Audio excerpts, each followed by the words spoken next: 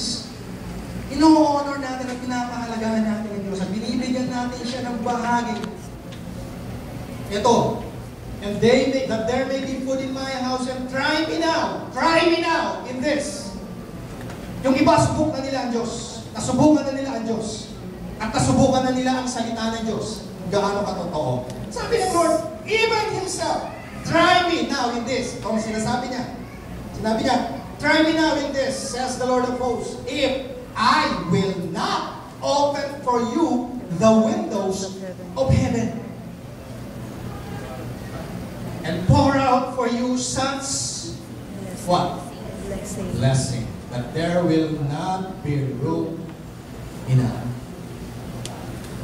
Gusto ba natin yung mga kapatid? Yes. No room enough for the blessing of God na go-overflow sa ating mga buhay. It's God's design. It's God's will for us. Ito ang nais, ito ang kalooban, ito ang nais ng Lord sa atin. Yung blessing niya ay matanggap natin at maranasan natin. So that there will be no room enough to receive it. And I will rebuke the devourer for your sake. Ang Diyos na mismo ang magpapalayas ng mga salot. Mga devourers, diba? Maraming devourers. Sa kanila ng panahon nila, ito yung mga worms, ito yung mga locusts, mga devourers ng kanilang mga pananim, so that He will not destroy the fruit of your ground. Diba? Nor shall the vine fall to bear fruit for you in the field, says the Lord of hosts. Ang Diyos na mismo ang siyang magpapalayas, magre-rebuke, at magsasabing illegal yan. You know the word rebuke? Kahulugan doon ang illegal. Walang kapangyarihan, walang karapatan. So yung pestilence, walang karapatan sa ating buhay.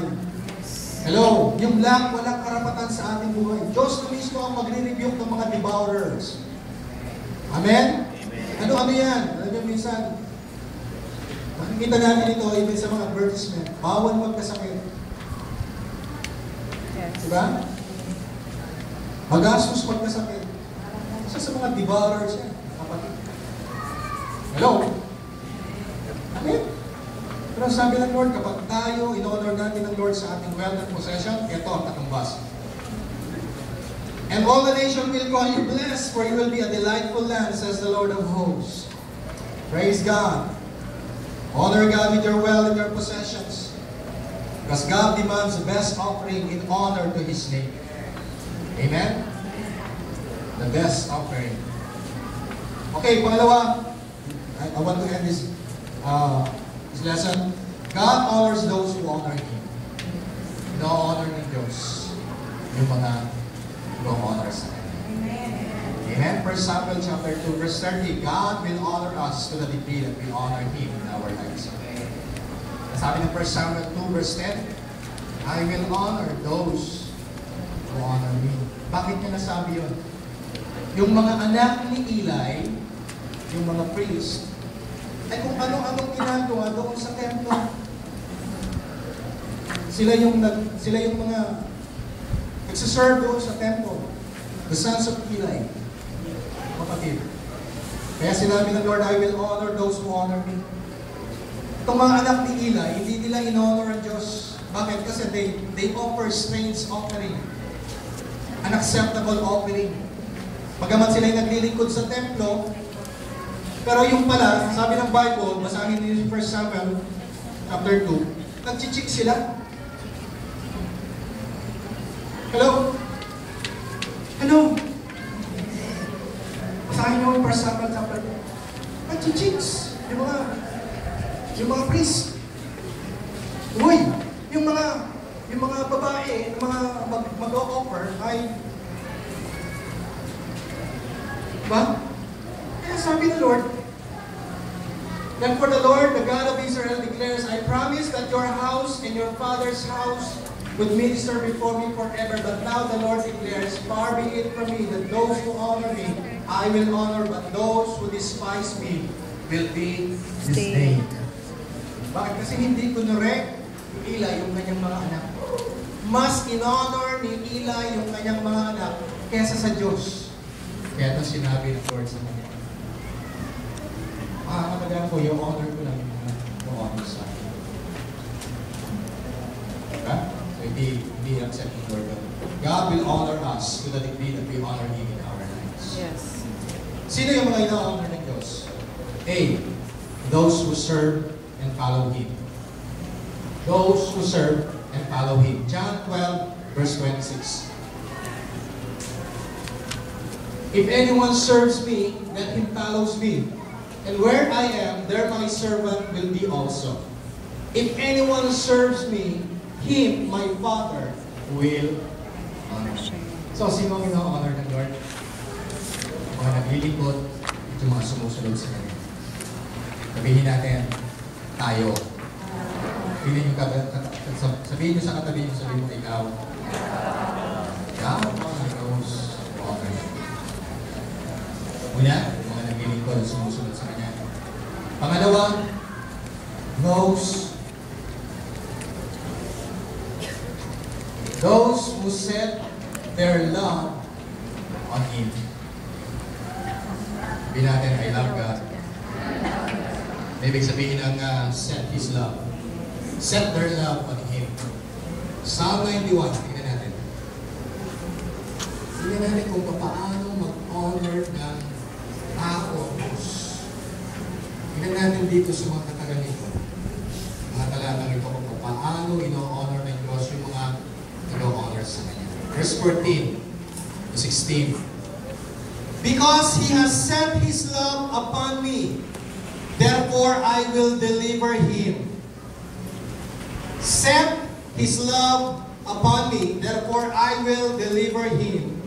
And I will set him on high, because he has known my name. Verse 15. He shall call upon me, and I will answer him. I will be with him, where? In trouble. Tayo iwanan ng Diyos. Even in times of trouble. I will be with him in trouble. And I will deliver him. And what? And honor him. Yung mga taong, Lord, susunod ako at maglilingkod sa iyo at gagawin ko kung anong pinagagawa mo. Mamahalin kita sa pamamagitan ng paggawa ko ng iyong mga nagumutot sa mga salita. He set His love on him. Ito ang sagot ng Diyos. I will deliver him and honor him.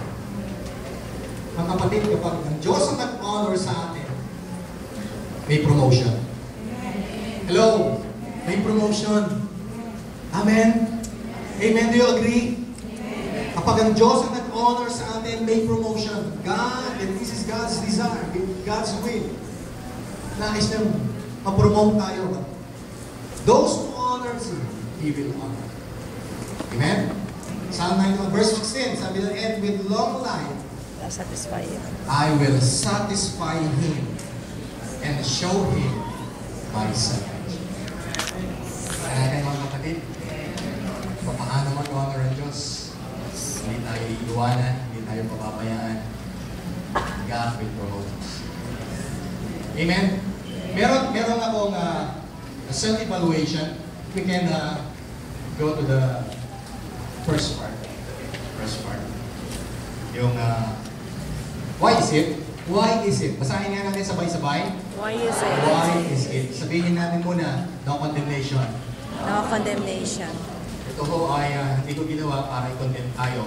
Kundi magkaroon tayo ng self-evaluation. Check or X lang po naman yan. No? So, sasagutin po natin ito ng personal. At huwag mo tayong ma-offend. Huwag tayong masasaktan. Okay? Ito ho ay para makita lang natin, magkaroon tayo ng examination of test sa ating mga sarili. Amen? Yes. Amen? Yes. Okay lang po, sabihin, pwede ba natin sabihin, I love instructions? Love instructions. Love instruction, ako gusto ko ng instruction. Okay? Why is it? Number one, kung anong klase ng degree na mag-honor natin sa Lord. We come to church late. Huwag kayong magagalit, huwag kayong makukondem. Sabihin natin, ministry lang. Ministry lang. Okay, wala na sumasagot. Sabihin natin, ministry lang. Ministry lang. Walang personal na. Walang personalan. Why is it? We come to church late. Check on X. Asa sa inyo yan, ha? Sometimes ako guilty po. Lahat po tayo rito, wala exempted. Maganda tayo mag-intay. We come to church late. Second, we don't pay attention to the word being preached. We will honor what God honors. Yes. If God honors His word, we need to give honor to His word.